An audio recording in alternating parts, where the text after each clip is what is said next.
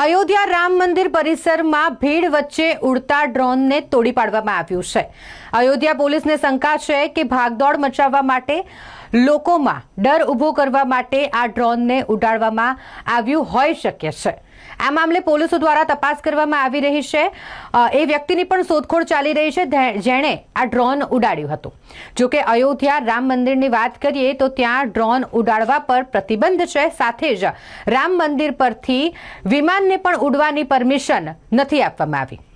સુરક્ષાને લઈને હાલ તો તમામ જે પોલીસની એજન્સીઓ છે તેઓ દ્વારા સતર્કતાથી કામગીરી કરવામાં આવી રહી છે।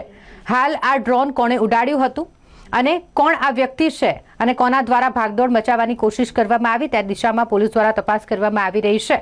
જો કે રામ મંદિર ખાતે લગાવવામાં આવેલ એન્ટી ડ્રોન સિસ્ટમની વાત કરીએ તો તે અંતર્ગત રામ મંદિર ખાતે જે એન્ટી ડ્રોન સિસ્ટમ છે તે આસપાસની 2.5 કિલોમીટરની ત્રિજ્યામાં ઉડતા કોઈપણ ડ્રોનને પોતાની તરફ ખેંચી શકે છે।